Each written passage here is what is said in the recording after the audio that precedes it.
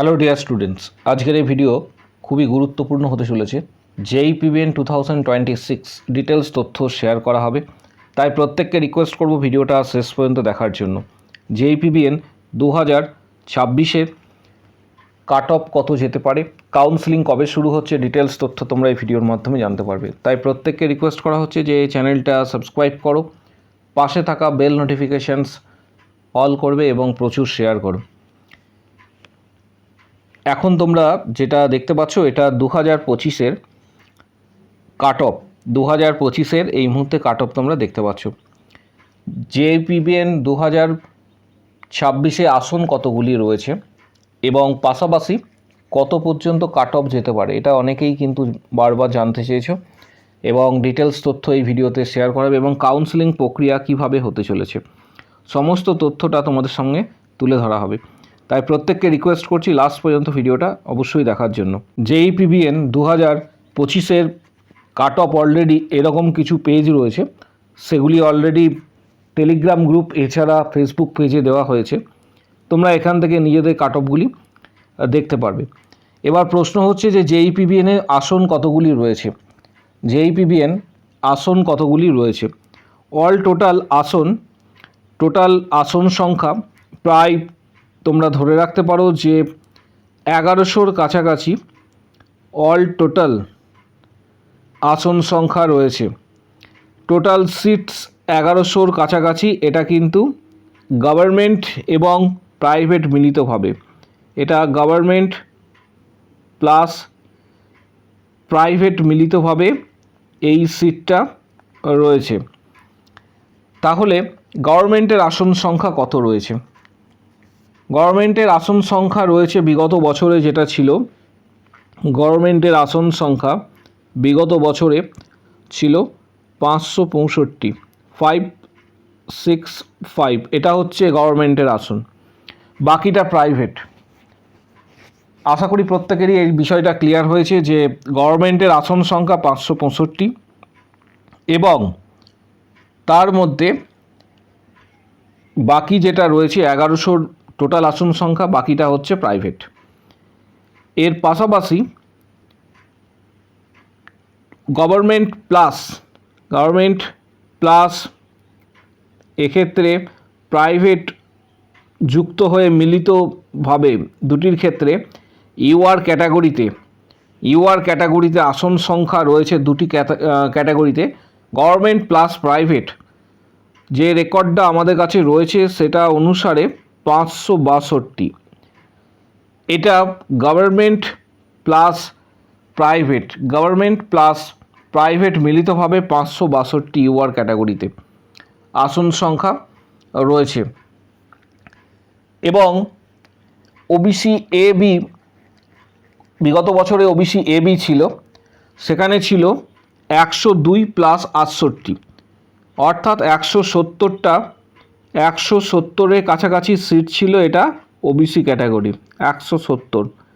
এবার পরবর্তী ক্ষেত্রে কি হবে, কারণ 7% কিন্তু কমানো হয়েছে, তোমরা প্রত্যেকেই জানো যে 10% কমানো হয়েছে এবং 7% এক্সিস্ট করছে, 7% এক্সিস্ট করছে ওবিসি, যেটা আমাদের রাজ্য সরকারের রায় অনুসারে বা নোটিশ অনুসারে। সেক্ষেত্রে কত আসন হবে সেটা পরের দিকে দেখা যাবে। বিগত বছরে যেটা ছিল প্রায় 170-টির কাছাকাছি মিলিতভাবে। এর সাথে এসসি ক্যাটাগরির আসন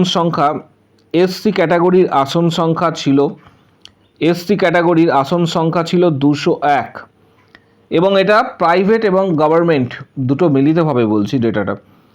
এসটি ক্যাটাগরির ছিল অ্যাপ্রক্স 63-র কাছাকাছি। এটা 2025 অর্থাৎ বিগত বছর এবং তার আগের বছরের কিছু ডেটা, কিছু প্লাস মাইনাস হতে পারে। এর পাশাপাশি যে বিষয়টা তোমাদের সাথে শেয়ার করব যে এবারে কাট অফ কত যেতে পারে, কারণ ক্যান্ডিডেট যারা এক্সাম দিয়েছে কাউন্সেলিং প্রক্রিয়া এখনও শুরু হয়নি। কাউন্সেলিং প্রক্রিয়ায় কারা পার্টিসিপেট করবে, বা আমি প্রত্যেককে বলবো যে সবাই পার্টিসিপেট করো, কারণ এখানে পার্টিসিপেট করলেই যে অ্যাট লাস্ট রাউন্ড পর্যন্ত হয়তো অপরচুনিটি তোমার থাকতে পারে। ইউআর ক্যাটাগরির কারা সেফ, পাশাপাশি সমস্ত বিষয়টা তোমরা জানতে পারবে। কাউন্সেলিং প্রক্রিয়ায় সংক্রান্ত ডিটেলস ভিডিও আসবে, তবু প্রাথমিকভাবে তোমাদের বলে রাখছি কাউন্সেলিং প্রক্রিয়ায় চয়েস ফিলিং যে বিষয়টা রয়েছে সেটা কিন্তু খুবই ভাইটাল। কাউন্সেলিং প্রক্রিয়াতে চয়েস ফিলিং বিষয়টা খুবই ভাইটাল। এখানে কলেজগুলিকে তোমাকে সাজাতে হবে, যেখানে কলেজগুলি রয়েছে পরপর তোমাকে সাজিয়ে যেতে হবে। অ্যাটলিস্ট প্রথম থেকে তোমরা চেষ্টা করবে প্রথমের দিকে গভর্নমেন্ট কলেজগুলি রাখা। যে কলেজগুলি রয়েছে, কোন কোন কলেজ রয়েছে সেটা প্রত্যেকেই জানো, আমি এর আগে একটা ভিডিও দিয়েছিলাম। 1 2 3 4 করে প্রথম দিকে গভর্নমেন্ট কলেজগুলি রাখবে, কারণ সেখানে তোমার গভর্নমেন্টে পড়ার সুযোগ থাকছে চয়েস ফিলিংয়ে যদি পাও। তারপর প্রাইভেট কলেজগুলি যদি ইচ্ছা হয় তাহলে প্রাইভেট কলেজ তোমরা রাখতে পারো, কারণ অনেকেরই চয়েস রয়েছে যে গভর্নমেন্ট ছাড়া আমরা পড়বো না, অনেকেই রয়েছে। আবার অনেকেই রয়েছে যারা জানো যে আমি গভর্নমেন্ট কলেজ পাবো না, আমাকে প্রাইভেট কলেজ রাখতে হবে। প্রত্যেকের ক্ষেত্রে এই বিষয়টা বলে রাখছি। পাশাপাশি কাউন্সেলিংয়ে কত র্যাঙ্ক, জিএমআরটা ফ্যাক্টর করে। জিএমআর যে র্যাঙ্ক রয়েছে, কারণ কাউন্সেলিং মূলত জিএমআরের ওপর বেস করেই হয়ে থাকে। যে যতই বলুক যে কাস্ট ক্যাটাগরির র্যাঙ্কের ওপর হয়, এটা কোনো দিন সম্ভব নয়। মূলত কাউন্সেলিং জিএমআর কেন্দ্রিক হয়ে থাকে, জিএমআর কেন্দ্রিক এই কাউন্সেলিং হয়ে থাকে। হ্যাঁ, তবে কাস্ট ক্যাটাগরির যে র্যাঙ্ক রয়েছে তার একটা আলাদা ভূমিকা কিন্তু রয়েছে, আলাদাভাবে একটা বেনিফিট রয়েছে। কাউন্সেলিং মূলত জিএমআরের ওপর বেস করে হয়ে থাকে। কত র্যাঙ্ক পর্যন্ত গভর্নমেন্ট কলেজ পাওয়া সম্ভব, এটা অনেকেই বারবার কোয়ারি করছো, বিষয়টা শেয়ার করা হবে প্রত্যেকে। JEE-PBN এক্সপেক্টেড কাট অফ 2026-এর যে কাট অফ রয়েছে 2026-এর জিএমআরের ওপর বেস করে এটা কাট অফটা দেওয়া হচ্ছে। প্রথমে গভর্নমেন্ট কলেজের জন্য যারা অ্যাসপিরিয়েন্স রয়েছে, গভর্নমেন্ট কলেজের জন্য কাট অফ এখানে তোমরা পেয়ে যাবে। আরও একবার তোমাদের বলে রাখছি বিষয়টা, যে এখানে যে কাট অফ দেওয়া হচ্ছে সেটা আলটিমেট কাট অফ নয়, এর সাথে প্লাস মাইনাস 50 থেকে 100 পর্যন্ত জিএমআর, এটা প্রথমেই আমি বলে রাখছি। প্লাস মাইনাস 50 থেকে 100 জিএমআর এটা কিন্তু ফ্ল্যাকচুয়েট করতে পারে।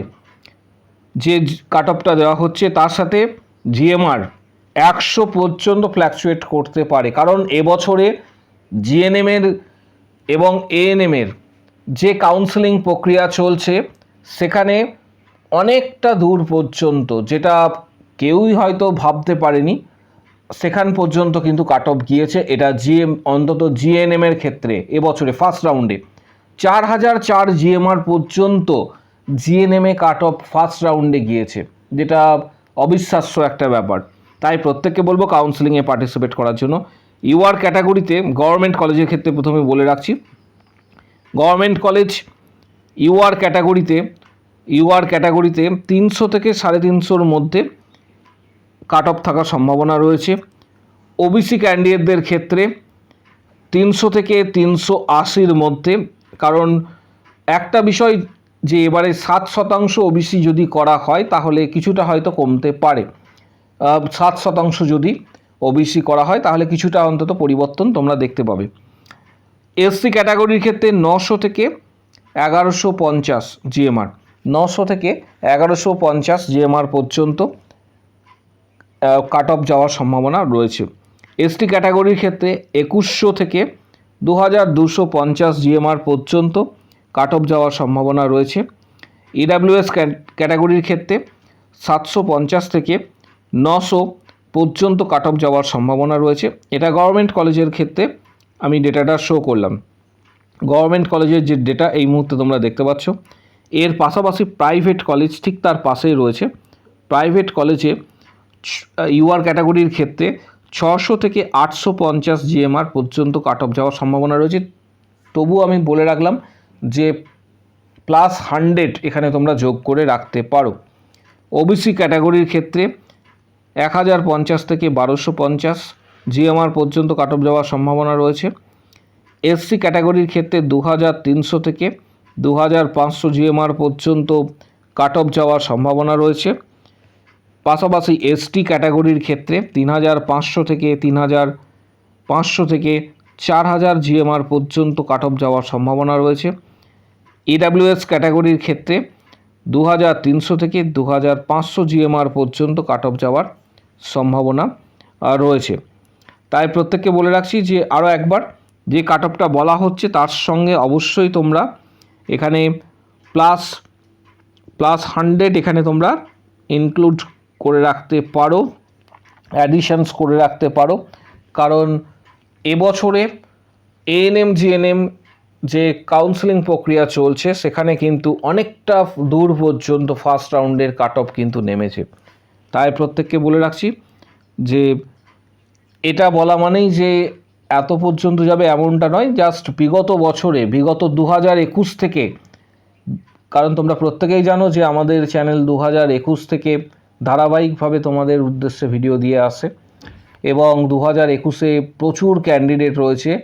তোমরা এডু নার্সিং তন্ময় স্যার যে মূল চ্যানেল রয়েছে সেখানে শর্ট সেকশনে যাওয়ার পর তোমরা সেখানে দেখতে পাবে প্রচুর সংখ্যক ক্যান্ডিডেট 2021-22-এ কিন্তু WBHRB ক্র্যাক করেছে, তার ডেটাও তোমরা কিন্তু পেয়ে যাবে। তাই তোমাদের প্রত্যেককে বলে রাখছি যে এর সঙ্গে কিছুটা ফ্ল্যাকচুয়েশন হতে পারে এবং প্রত্যেককে বলবো কাউন্সেলিংয়ে পার্টিসিপেট করার জন্য। যখন কাউন্সেলিং প্রক্রিয়া শুরু হবে আরও ডিটেলসে ভিডিও আসবে, কিভাবে কলেজ সাজাবে, চয়েস লকিং কিভাবে করতে হয়, তার জন্য চ্যানেলটিকে সাবস্ক্রাইব করো, অর্থাৎ আমাদের মূল চ্যানেল যেটি এডু নার্সিং তন্ময় স্যার এবং আমাদের নতুন যে চ্যানেল নার্সিং জব অ্যালার্ট ওয়াইটি চ্যানেলটিকে সাবস্ক্রাইব করে রাখো। পাশে থাকা বেল নোটিফিকেশান অল করবে এবং প্রচুর শেয়ার করো। কারো যদি কোনো প্রশ্ন থেকে থাকে এই কাউন্সেলিং রিগার্ডিং, কারো যদি কোনো প্রশ্ন থেকে থাকে কমেন্ট বক্স সেকশনস ওপেন রয়েছে, সেখানে নিজের মতামত অবশ্যই কিন্তু তোমরা জানাতে পারবে।